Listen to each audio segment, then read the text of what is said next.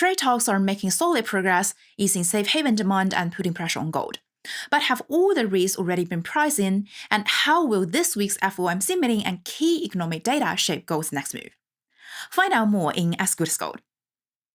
Greetings, fellow traders. I'm Dillian, a research strategist at Pepstone, presenting the latest weekly update on As Good as Gold.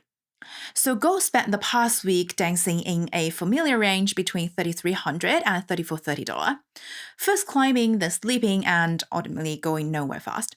Optimism around global trade talks, especially between the US and key partners, has been the main headwind.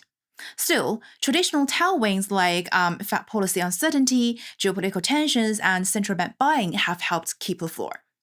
With the packed calendar ahead, tariff updates, the FOMC meeting, and non-farm payrolls, expect volatility to pick up.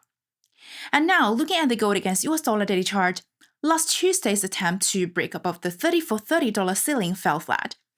Gold then dropped for 4 straight days, breaking both the July high around $3,370 and its 50-day moving average, clear signs of overhead pressure. That said, bulls staged a mild comeback early this week. A rebound above the 50-day MA would set the stage for another run at $3,370, an essential stepping stone if gold wants to reclaim $3,400. On the downside, $3,300 remains a strong support level that's held since June. And I feel like what's different now is obviously the trade backdrop. In recent days, the US has reached key agreements with Japan and the EU, slashing tariffs from 25 to 30% down to only 15%, in exchange for purchasing commitments and a bunch of investment frameworks. While a final deal with China remains in the works, both sides appear to be talking constructively. The market has already priced in a 90-day extension to the tariff truce, pending Trump's final sign-off. And these deals have cooled fears of a major trade blow-up and confirmed the effectiveness of the tackle strategy.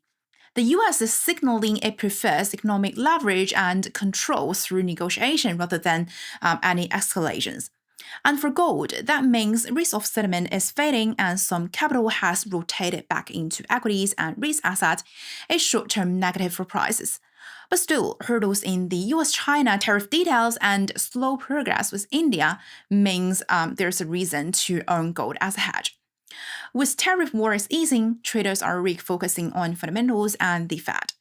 The latest jobs report showed job openings dipping to 7.4 million, hinting at a cooling labor market, while inflation, partly driven by tariffs, is creeping back into CPI data.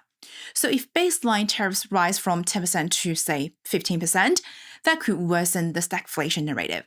So while the Fed may stay cautious in July, supporting the dollar and keeping gold in the near term, any data-driven deterioration in growth could quickly reopen the rate cut door and give gold another leg higher. At the same time, geopolitics remain a wildcard, while global central banks are still buying gold hand over fist. That's medium-term support we can't ignore. So overall, gold remains in consolidation mode. The easing in tariff tensions and cooling of fear-driven buying are weighing on prices short-term, but the fast pass, geopolitics, and central bank demand continue to offer solid underlying support. Unless a surprise hits, I personally feel like the sideways grind is likely to continue. And looking ahead, this week is stacked with Tier 1 events. The big question would be, will we get a surprise from trade talks or a policy shift from the Fed? While on tariffs, market will focus on the fine print of the US-China tariff details. Key mineral exports, semiconductor access, and auto sector restrictions are all potentially on the radar. With the Japan and EU deals as templates, I feel like the August 1st tariff deadline could potentially pass quietly unless US-China talks break down or unexpectedly accelerate. Beyond tariffs, the FOMC, Q2 GDP of the US, and non-farm payrolls could all be pivotal for gold. I mean, no one expects a July cut for sure, but Powell's turn and the statement wording will shape expectations for September. If the Fed highlights inflation stickiness or economic resilience, market may push out rate cut bets weighing on gold. But if GDP disappoints and Powell sounds more dovish, gold could catch a fresh bid. And core PCE and non-farm payrolls will round out the week, with June CPI showing a slight bounce. Traders may lean on non-farm payrolls for some fresh clues. Any big miss, say drops under 100,000 and unemployment over 4.3%, might prompt the Fed to reconsider rate cuts, potentially fueling a renewed gold buying. So that's pretty much all for this week. If this video is helpful, don't forget to subscribe, like, and spread the love. If you have any ideas on how the upcoming events and data might impact gold trading, drop a comment below and let's chat about it. Stay tuned with Pepperstone for more insights and updates. And until then, happy trading!